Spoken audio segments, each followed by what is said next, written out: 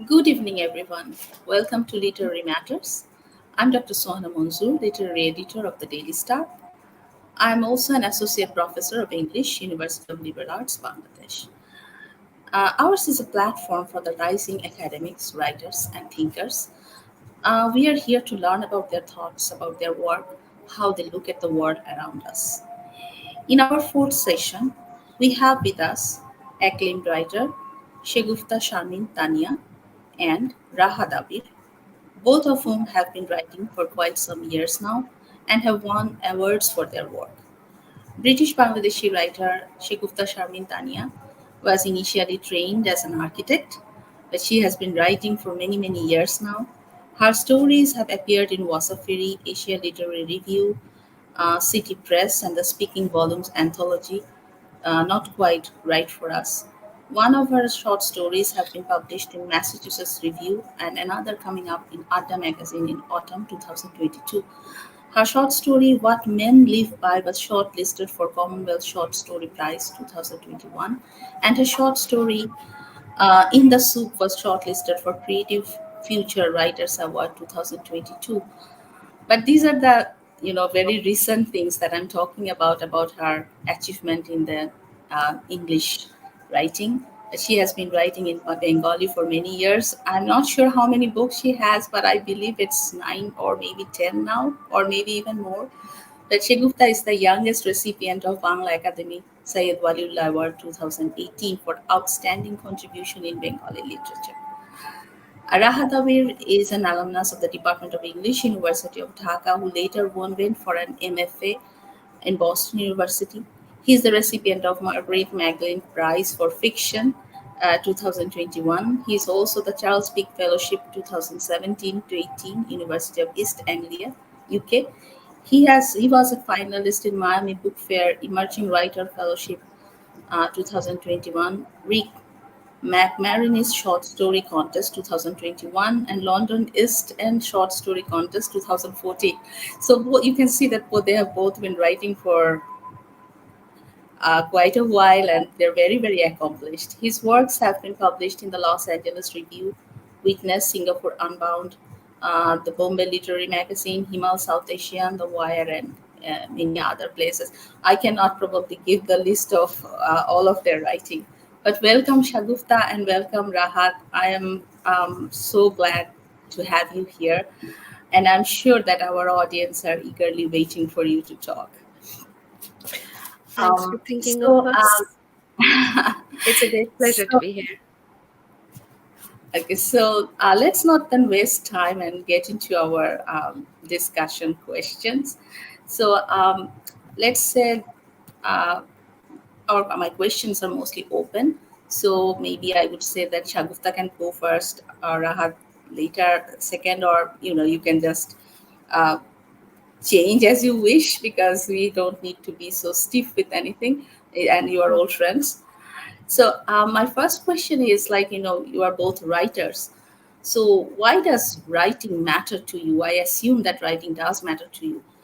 And what inspired you to become a writer? What's the story? Or is there a story, or is there a dream behind it?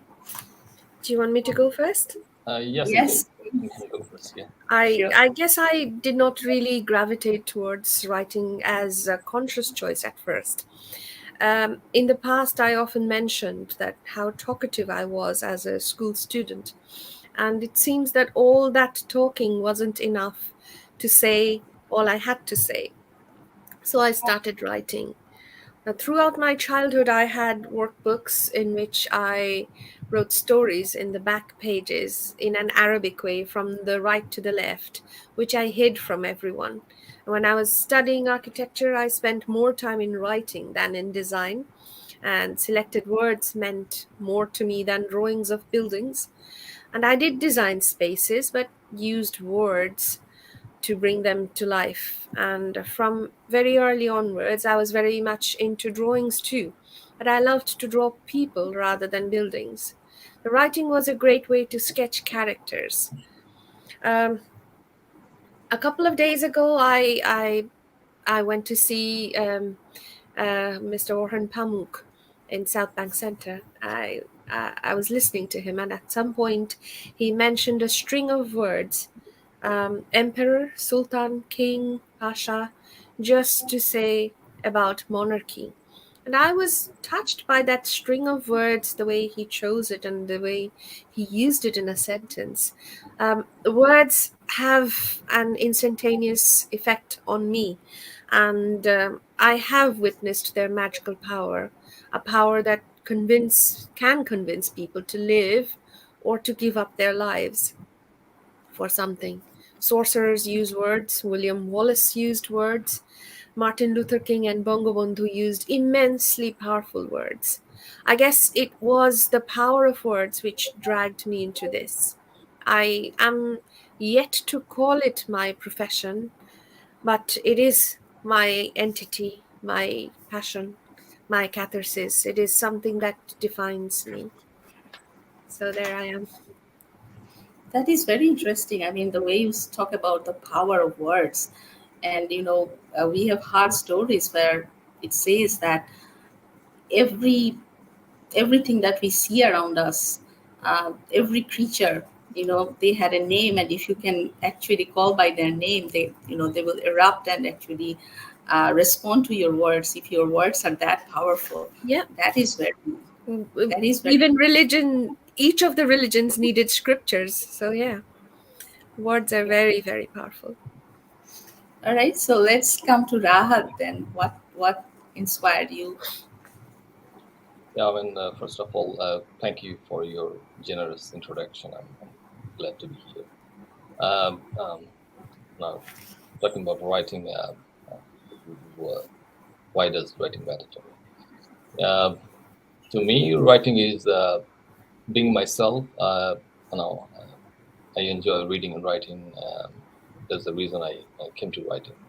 I started, writing uh,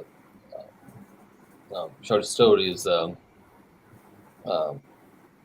I think so.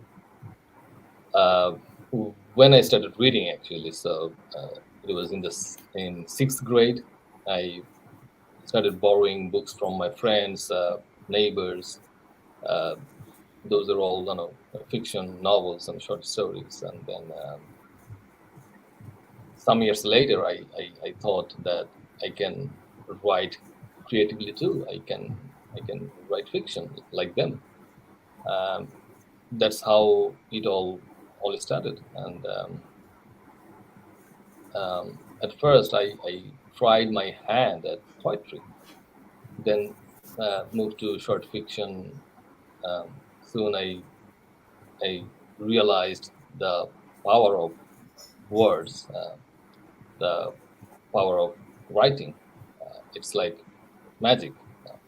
I realized that uh, through writing, I can spread my ideas. I can say things aloud, as I mean, already Shagufta mentioned that how the magical power of writing, can transform us. It gives us immense power as a writer. All right. That's So, how. all right. So since you're both talking about like writing, and I know that you have also experimented in different kinds of writing. So, Rahad, I know that you have been also writing non-fiction apart from fiction. Shagufta, you have already written novels. As, but I was just curious, like, what are you most comfortable with? We all have our comfortable zone. Like, we like to write a certain kind of writing more than others. Um, so I was wondering, what are you most comfortable with? Short stories, non-fiction, novels, Okay, you want me to? or I think there's something wrong. Can't hear Yeah, I think it's properly. okay now. Yeah. it's okay now. I think Can our you hear us? internet connection Yeah. sometimes causes problems. Okay. So, shall I? So yeah, Yeah, yeah, Yeah, go please. ahead, please. In my case, I think Rad knows it better because he has studied MFA. I have never had the felicity to to be a language student, a literature student. My writings could be classified as literary fictions, possibly, and I love writing short stories, character focused narratives, and I get triggered by very small things, often a metaphor or anecdotes gathered from overheard conversations.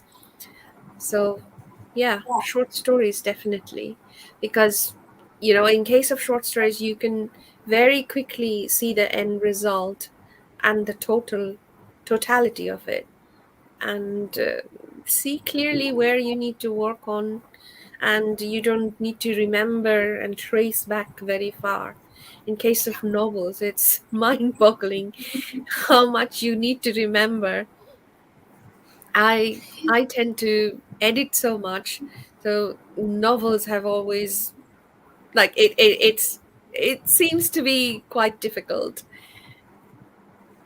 Okay, I see was what just curious. happens. Yes, This is probably not directly related, but I was just wondering. Like, I often hear many fiction writers say that uh, sometimes it happens that they make one kind of plan, but their stories go awry or take different of direction. Does it course, happen to you? definitely, so many times. So many times. I remember reading Ted Hughes when he wrote something about Sylvia Plath, that she had an artisan's mind, that she began with something to make. He gave a reference, possibly she wanted to make a chair, but she was fine if it was something else, a bench or something. At the end, he had the artisan's mind to combine everything and to be happy about it, and it took a shape. Yeah, Okay, Rahat, what do you think? yeah.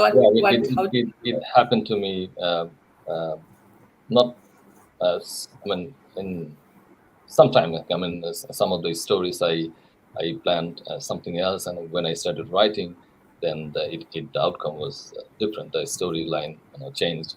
So it happens sometimes. Um, on your question that Shagufta just mentioned about the MFA thing, that he wasn't trained in the MFA phenomenon right now around the world.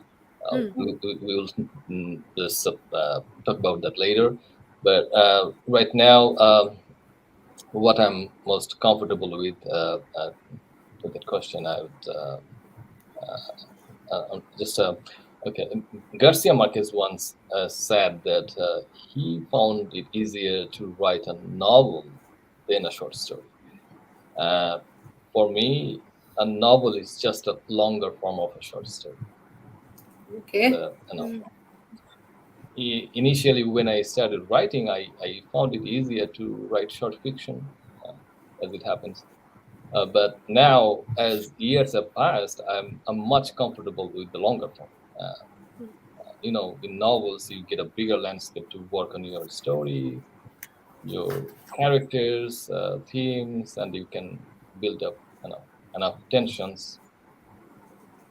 So yeah, now I would say novels, and Hmm. Okay. So since Rahat has been, uh, saying that he's comfortable with novels, I think maybe right here you can think about, like, do you have a writing schedule? Like, how does writing work for you? Like, because I remember somebody once told me that he sits for, or he has to sit for writing at least, like, routine work, like maybe 2 hours in the morning. And he was advising me that, if you want to be a serious writer, you Hmm. have to take up writing seriously, and just write. It doesn't Hmm. matter if you write trash, but just keep writing. So I was wondering, how does it work for you guys? I mean, do you have a writing schedule, or Suana, how but do you does? remember reading about Murakami, that he woke up at 4 in the morning to start writing? and then Mm-hmm. by midday I think he finished, and then rest of the day he wouldn't come back to his writing at all. uh, in my case, I'd say that I found morning is the time of the time of day most conducive to my writing and sort of creativity. I write and research, then write and research some more. When the process of this research begins to overwhelm the writing impulse, then I have to stop. I can't write when I have too much information. Once I finished a piece, I come back to it after a few days when the ecstasy of finishing it has been allowed to sediment for a while, maybe, and then I edit furiously. And as I have said, I've confessed before, I'm not a ruthless editor of my own work. So sometimes I do settle for an ending of my story, which is some distance from what I originally anticipated or intended. So yeah, it's a very No, but weird it's a rigorous process. routine. It's a It rigorous doesn't routine. I come mean, back to where. Sorry, Appa, what did you say? no, no, it sounds like a rigorous, uh, writing, serious writing is very difficult. It I is. try, but well, I'm lazy as well. Yeah, I doubt it. I don't think I so. am. I am. Um, Procrastination Rahad, is so my middle do you name. want to? Yes, I also do have a writing schedule. I go to bed early, I wake up early in the morning and start writing. I write until noon. My writing process is, for example, if I'm working on a short story, I finish the first draft very quickly. And once it's done, I keep it aside. I don't even look at it for some time or weeks. And in the meantime, I read or write some short pieces or edit some previous work. Um, Normally, it takes me about 4 or 5 drafts to complete a short story. Um, in terms uh, of novel writing, it takes a lot of energy and patience. Uh, the actual writing the actual writing may not take very long when you're writing a novel, but what takes time is to come up with workable ideas and how you are going to present it to the readers. Uh, as we say, there's nothing new to write about. Everything's been written.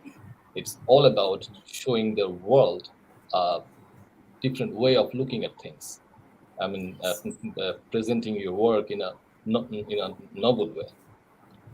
Uh, the thing is, people think that writers write all the time.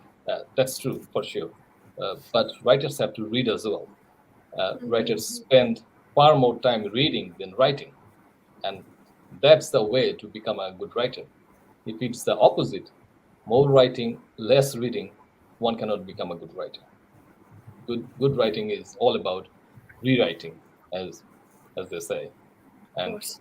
and good writing takes time. It's a slow process. Okay, so since you're talking about like reading as well, and I know that some you have both of you have mentioned other writers already, but and you have already said that it's important to read a lot. That's one problem that I have often seen with younger writers these days, that um, some people often feel that they have so much to tell themselves that they don't really need to read others. um, so here you are, you are the master in it, so you would be able to tell, like, um, can you name some writers, like, whose writing inspired you to write? You felt that, you wanted to not necessarily write like them, but but who, at least at the initial stage, inspired you to write, or maybe inspires you still. Rahat or me? Yeah, you can go ahead. That's fine. Okay. I must add to what Rahat has said as well, and I really think There are some in the Bengali literary community these days who advocate that one doesn't need to read in order to write. If that were so, there would be many a proofreader hailed as a great writer. And I was gobsmacked to hear this, and I'm dead against it. I really believe you need to read to write. You need to read profusely. Just like dead leaves need to decompose in the earth during winter to make the trees blossom in spring. One needs to read and assimilate the stories and the words into one's system so that one can write. And when you asked about inspirations, I think in my case, I loved reading the short stories of definitely Rabindranath, Tarashankar, Manik, Vibhutibhushan, the three Bandyopadhyayas, Bimal Kaur, Syed Mustafa Siraj, Bani Bosu, definitely, during my formative years. And I still go back to them. They are my teachers. As a child of the 70s, I think Rahad will agree with me that we were fed and watered with Soviet literature, collected tales from the Urals or Kyrgyzstan, and there were classics available by Charles Dickens, Arthur Conan Doyle, R.L. Stevenson. And there was a series called Great Stories in Easy English, which had long Yes, yes. illustrations. And I think in case of short stories, I loved Chekhov and Nabokov. Roald Dahl, Yes. definitely. Murakami. Hajin is one of my favorites. And in case of English novels, it would be Pat Barker, Susan Fletcher, and Alessandro Barrico. Sometimes it is not necessarily a fiction that inspires me. For example, Marjorie Kinnan Rawlings once wrote a cookbook called Cross Creek Cookery, Yes. and Rani Kironlekha also wrote a very similar book for a different reason. And both I found invigorating. And I always delighted in reading eccentric, quirky leaflets written by quacks, astrologers, faith healers. I remember getting immense pleasure just from reading the names in the color charts of Crayola oil pastels. So my inspirations are immense, and very very strange. No, I mean that can happen with anybody. I mean, we get inspiration from all kinds of Yes, you never know which one I will know. trigger it. Yeah. Uh, yes. So for my case, I love reading, and I already mentioned that it's my love of reading that actually brought me into writing. Um, um, when I started reading, I read a lot of Sharath Chandra Chattopadhyay. I probably read all of his books. Then, obviously, the three great Bandyopadhyayas, Shagufta, already mentioned. Especially my love, I love Manik Bandyopadhyay Hmm. also. And among the modern Bengali authors, there are many, but I'll just mention one. And I love Akhtar Jaman Ilyas. He's my Yes. favorite, and I am hugely inspired by his work. And, Novels and more speaking than of, short stories, or uh, I mean, in case both. I of mean, English? I would say like he's a work and life. Yeah. He's a work and life, yeah. And he's I mean, a giant in Bengali. Yeah. I mean, in as a modern Bengali yeah, author. All Um, right. So, okay, yeah, go ahead, please. yeah, speaking of writers of English and other languages, I admire Kafka, George Orwell, Hemingway, Garcia Marquez, V.S. Naipaul, James Baldwin, the South African writer James Coetzee, and many more. Uh, I have always, I have always wanted to write like these authors. Their prose is very clean, straightforward, and simple. And though Garcia Marquez in this list, his language is different. He has a distinctive style. He writes long, poetic, a little flowery, but beautiful sentences that I and there are many, and also when it comes to talking about on short stories, then uh, there are many. There's one American writer I really love his work. His name is Anthony Doerr, um, and a British writer, Jonathan Hill, and of course Chekhov, Rabindranath Tagore, uh, many when it comes to uh, short stories. Classic Yeah. short storytellers.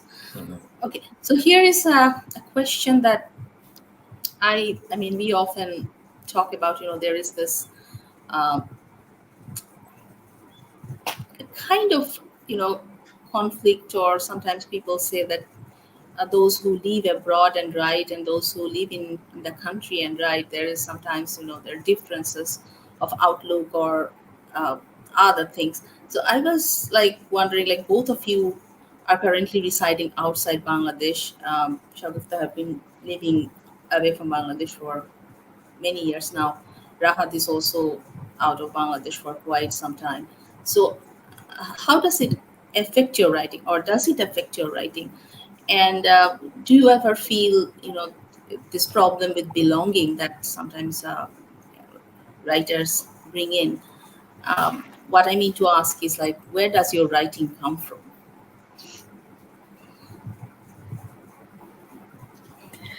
Um, no matter how much I try to deny it, writing is affected by the daily use of the language. It is an uphill struggle to keep the practice of Bangla when you don't speak it at your workplace or at home, in my case. As I started self translating a few years back, it was a twofold pressure on me since then. I guess to learn more Bangla and more English, both. So yeah, it's difficult. It's difficult if you're not immersed in the language. However, I believe it's not impossible. I belong to the steady stream of words. I try to keep myself with words all the time, if possible. I belong to both Bangladesh and UK, if you ask me about belonging. Yet I am and have always been a misfit in both countries. So yeah, sense of belonging, yeah, it's shared by these two countries at the moment because I live here for a while and I have lived in my own country.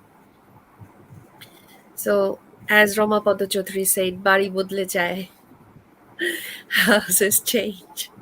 However, I think sense of belonging, this whole feeling is much more elastic, much more stretchable than we it to be, presume it to be. Yeah. Okay, before Arahat begins, I would like to say, like, I have read some of your writing, and I would say that your Bangla is অসম্ভব সুন্দর. মানে I love Thank it. you. There's so much feeling. I mean, not everybody can convey that feel in language which you do masterfully, and I admire that. I Um, try. um, okay, so let's Thank go you, on with Appa. how do you Um, feel about your writing? yeah, what just Shagupta mentioned, I agree what she said. I mean, the language uh, we choose to I mean, if you write in Bangla, it's probably it's better, to live in that community in that country. It helps, of course. But um, if you choose to write in other language, for example, the English, then so as we are living in different countries, in English speaking countries, uh, that's that works for us. I mean, for me, it doesn't affect much where I live. I would say all that matters to me is writing, and writing is, as we know, purely a solitary activity. Um, wherever I live in the world, if I have a cozy room some undisturbed hours every day, so I can keep writing. I'm a happy guy.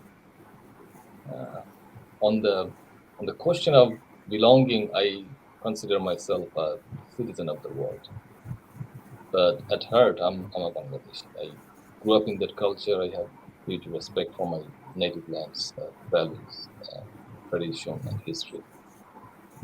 So naturally, my writings, my stories, and my novels or fiction novels are all set in Bangladesh because I know that land and its people better than any place on earth.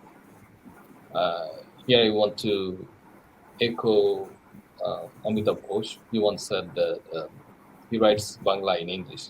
So I do the same thing. I write Bangla in English.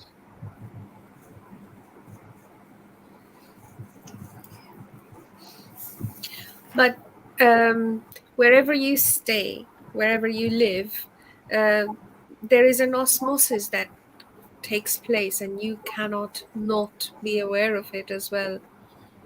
Because there are so many stories that you have written about your stay in England as well, haven't you? Yes. So And so if I now, so I mean, uh, as we both actually started writing in Bengali. Probably yes, you also keep writing in Bengali nowadays. of But course.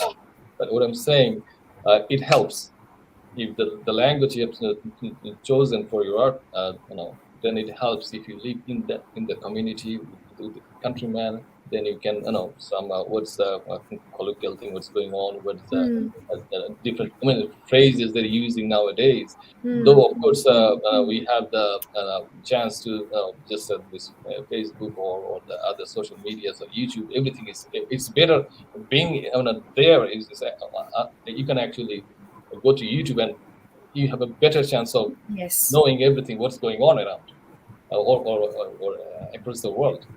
So it's actually both.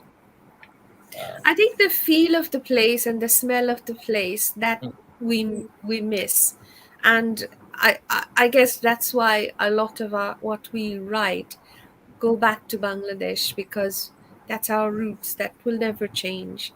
No matter how many times I mention back in my country, I never mean any other country than Bangladesh. It's like birthmark. It doesn't change, and why would it change? it's like I would say so because of the COVID, we started doing online classes in Yeah. the academia. So think about those days, in-person classes. So after many years, probably we don't remember anything what we studied. All we remember the teacher, what we and how the person talked, and some small details. Mhm. That's important. And that's you're talking about the feel, the smell. That's what we actually stay. I mean, that will stay with us for many years. Yes, That's those important. figments of our Yeah. memories. Yes. Um, all right. So here is a thing. Probably it might be a little problematic to address, but the experience of publication. How and where did you start getting published first? And you're still being published, and if you have faced any obstacles with publication, or your experiences regarding publication. Rahad first, or Yeah, I can go. you go on? Yeah. Um, in Bengali, my first short story got published in Doinik Janakontho in 2001. I started writing in English in 2013. The following year, one of my short stories made it onto the final list of London East End Stories, which eventually was published in an anthology called Brick Lane Tales. In 2017, I got a fellowship to spend 6 months in Norwich at the University of East Anglia. It was there for the very first time I learned that, I mean, about the MFA thing. Uh, that there are fully funded creative writing programs in the US. So I applied and got into Boston University's MFA program, which I completed in 2020. And I mean, this Jhumpa Lahiri, she went to the same program, and and Hajin, he teaches here. I mean, he said that Chimamanda Ngozi Adichie, she applied here, but they turned down her application anyway. So anyway, so I'm happy that I was able to go there, and but I believe an MFA actually can't make one a writer. Shagufta already said she didn't uh, go for any institution, no, probably MFA to learn how to write. But I mean, you get into the program already knowing how to write. So you may become a better writer, yes, but that means you have to continue writing. But MFA doesn't make you a writer. Speaking of the obstacles to getting published, I would say it's easy to get frustrated for new writers when it comes to publishing their works. Any reputed journal you send your work, it takes at least 6 months or so to get a response, whether they will publish your work or not. Let's assume they accept your piece. Then comes the phase of editing, which may take another few months. And finally, when the work is out, you will see that it's been over 2 years from the date you have finished the story.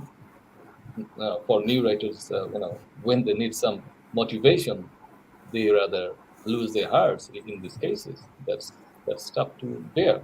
Or what if, I mean, by this time, yeah, after 6 months or after a year, you get a response from the journal that no, we're not taking your case. So you may you probably have sent it to like five journals and the same thing. Then you realize you have to rework your story. So this is tough.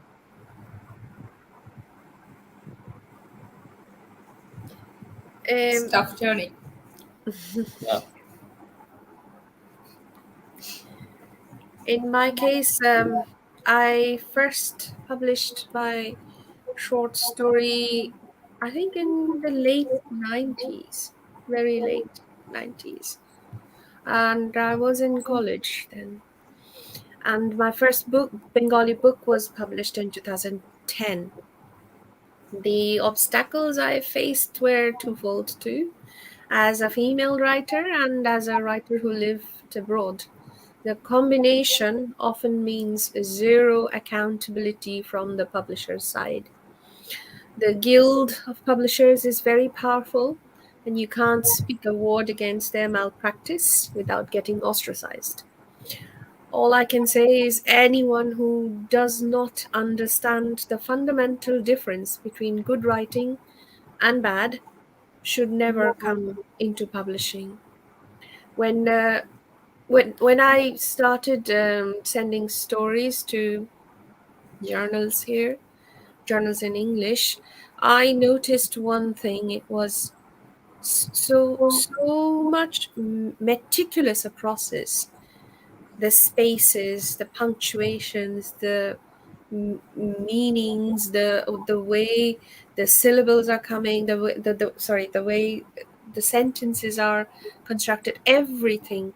And this care is, I think it's still needed in case of our publishing world, and I'd be very happy to see that this sort of care is poured into our literature, because our literature, our language, our words, our antonyms, synonyms, idioms, they're precious to me, and I believe they're precious to any writer who feels very strongly about the language.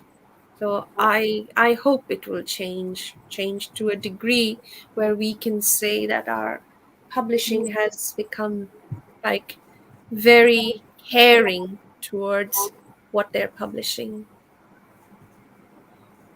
Yeah. I mean, Yes. I had, I mean, my first Bengali book. I was quite lucky. It was from Oitijo. Mm, I think he just phoned me one day, or mm. somehow we met, and he said, "Just son, I want to publish your short stories." So it was easy, not that difficult, and he published at a time two books, one collection of short stories, and the other one some translated short stories, also done by me. Yes, in English, uh, it's it's it's a different business. It's tough business, as you already mentioned. It's everything. That's one of the reasons they take time. Even Yes. a simple short story, it takes time. Even they say, "Well, okay, we're gonna publish your story," and then from that time also they take like a year. The story will be published, say, from now on, after a year. So they start the process now. That's the reason everything is, you don't see anything, and no misspelling or anything. And every sentence is read by like a couple of editors, and so so we need that trend in Bengali, especially in Bangladesh. I must say, may I mention something from my experience? It was when I met Ketoki Kushari Dyson. She, as you know, she has issues with her eyes. The vision is going down very quickly, very much like irreversibly. So when I think I met her once, and she wanted to see what I have written, and I had a book. I showed it to her. The first thing she did is she took the book near her eyes and said, "Where is the extra space before the hyphen? This is a compound. This is not a compound word." And that's exactly when my heart leapt up, and I felt, yes, that's what made her so. This is what I'm talking about when I'm talking about caring for a language in a written form, because written forms will stay long after we are dead, and it matters how we are leaving it, in what state we are leaving it for others. Yeah, Yeah. we probably believe in quantity rather than quality work. That's Yes. How many books do you have? This is a question that we often hear these days. That how many books have you published? Yeah. Oh, you don't have a single one. You're not a writer. But good writing, it takes time to produce. It's probably not something you want to produce one every year or two every year. Um, but thank you for your the words you said, both of you. Like some of them might be hard for some people to digest, but I think they're also very necessary. So let's make things a little lighter. So if this is a regular question that we, as you know, students of literature, we have been dealing with literature. Like there is, a tension between the world of art and literature and the real world. This uh, so, do you think writers have a responsibility to address social issues, or should there be some separation between the world of imagination and the world and the ordinary everyday world? How do you look at it? uh, okay. You wanna go? Do you want me to speak first? Yeah, it's fine. Yeah, go ahead, please. Okay. I think any human being should have social and moral responsibilities, and being an artist does not give one any indemnity. However, literature itself can't become propaganda. If it shows signs of preaching, it's a lost cause. Um, there's something we often talk about. It's like there's a new hunger for crime thrillers everywhere. Every night, at some point, you'll find on almost every channel someone is being killed, or the life of a serial killer or a pedophile is being documented. People are being reared to have that unquenchable thirst for murder mystery and all things gruesome and sordid. And writers may feel compelled to cater for it. I guess the responsibility lies not only on artists, writers as such, it's also the broadcasters and others who make the decisions as well. Yeah, if you ask me, yes, there are social and moral responsibilities, but that should be underneath the whole thing. It should flow without being seen.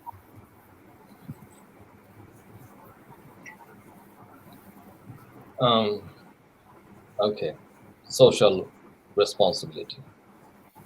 Um, when you utter the word responsibility, it sounds like an obligation. Um, Writers, I think, should be free to choose the subjects of whatever they want to write about. Great arts cannot be created if writers are forced upon to something to write. Mhm.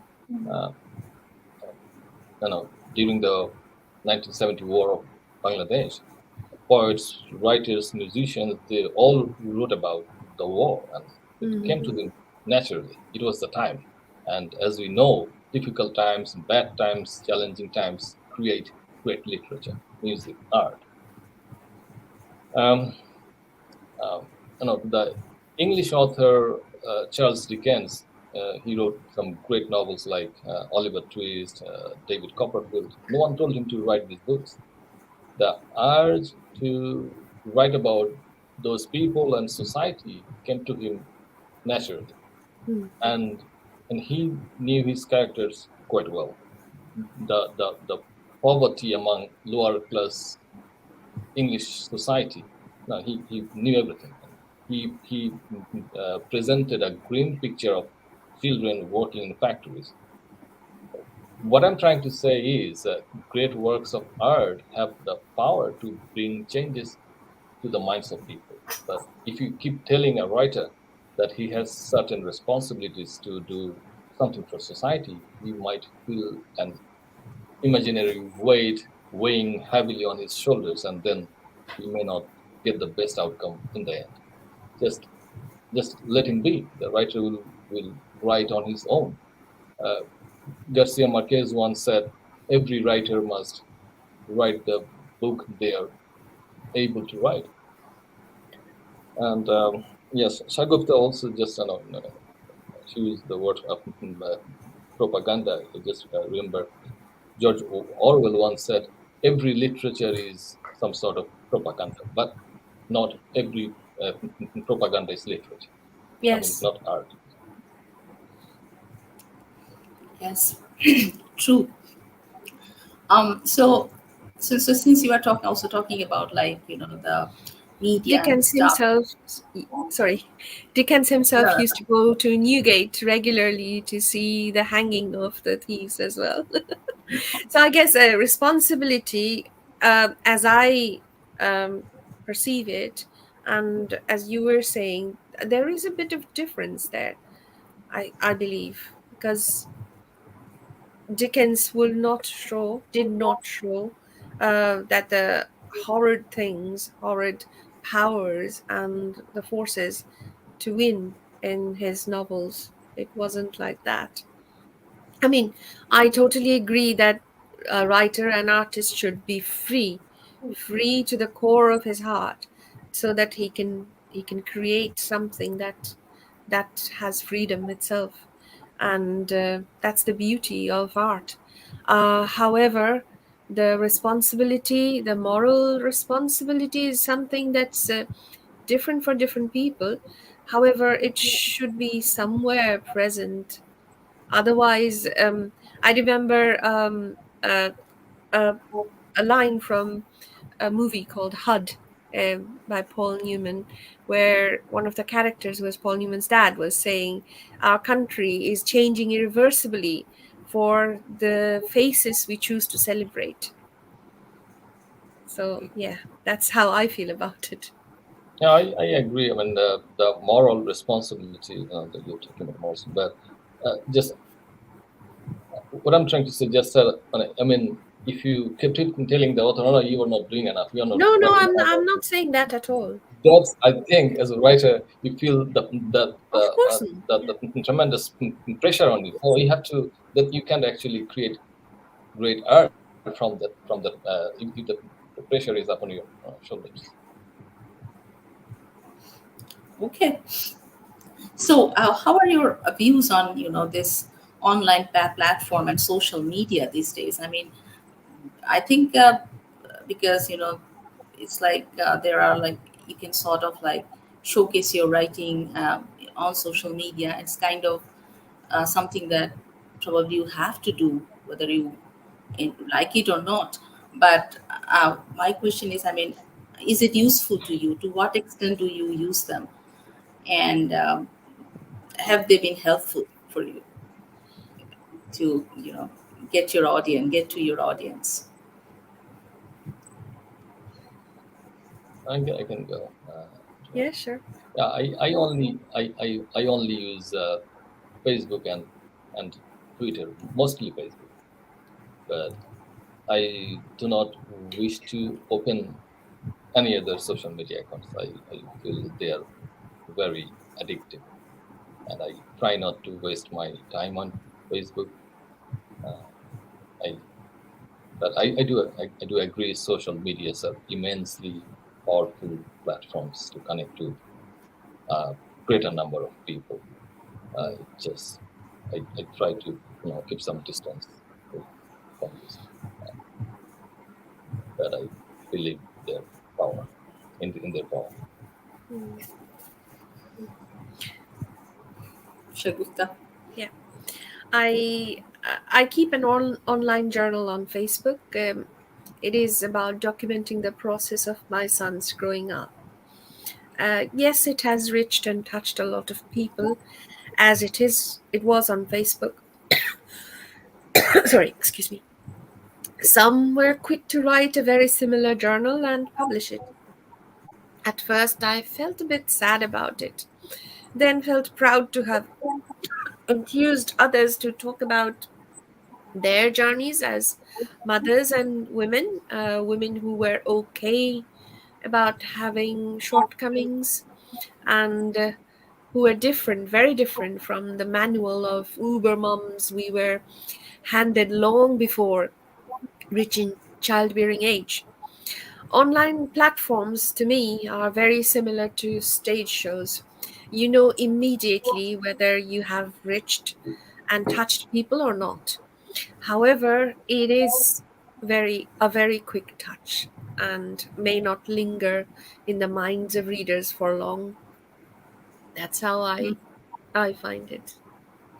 Yeah, I also have heard the similar things from like it's like you have to perform continuously to get to Yes. your audience, and they can forget very easily as well. So just one last question. Our time is almost like we have 7 minutes or so. Could you share with us about, something about your latest projects? Like, what are your, what do you have coming up? What do you plan to do next, etc. Maybe. Okay, I can go. Yeah, yeah. Go on. Um, my first novel, which I started writing in 2014, will probably come out next year in the fall. Uh, this is the novel that earned me the fellowship in the UK. Uh, the novel is set in East Pakistan in the late 1960s. Uh, Major part of the narrative deals with the 1965 Hindu-Muslim riots, and mainly the mass uprising in 1969. Hmm. The second novel I'm working on uh, now, I sort of finished the first draft, but as you know, the first any first draft is terrible. I don't want to say anything about it right now because still I'm not sure where the story is going. But the inspiration for this novel came to me from Mikhail Bulgakov's great masterpiece, The Master and Margarita. Yeah, that's all about my current project. I I have just finished a manuscript of short stories, short story collection, and I am still looking for a publisher at the moment. And I've just finished a virtual residency with National Center for Writing, where I've self-translated my series of retold fairy tales, which were based on Dokinaranjan Mitra Mojumdar's collected fairy tales. And currently, I'm working on a memoir on Dhaka, how I saw the capital change before my very eyes. So, yeah, that's where I am at the moment. Right, that's a what should I say? Good luck with your projects. I look forward to reading your books, though, because, like I said, that I love to read both of your stories, the little that have come across my ways, but I love, I always, I really love them. Thank So, um, yeah, we are almost done here, and we are at the end of our program. And Shagufta and Rahad, it feels so good, and I am really honored to have you with me here. I'm so glad that you both were able to join. I was worried because we are in three different, not just countries, three different continents, and I was afraid you. that something would Titles. go wrong at the last moment. But and it also was very special because like I have not really seen any of you, but I feel that I have known you for many years through your Mhm. writing and through our off and on chatting. And thank you once again. And maybe we will actually meet at some point in real life. I hope. Yes. I look forward to that. Um, so Thank you for thinking of us, Appa. It's been an absolute pleasure to be able to be here and to talk to you and see Rahat once again. It's a privilege. I'm honored. Yeah, yeah. Thank you. I mean, we are honored to be here, and thank you for having thank you. us, and it doesn't normally happen. I mean, uh, I haven't like Shagupta. It's been like almost a Mm. decade so Yeah. I have last seen her, and and I haven't actually met in person with you. But yeah, Okay. So thank you. So, dear audience, this is we are at the end of the session. Thank you so much for being with us, and a very good evening to all of you.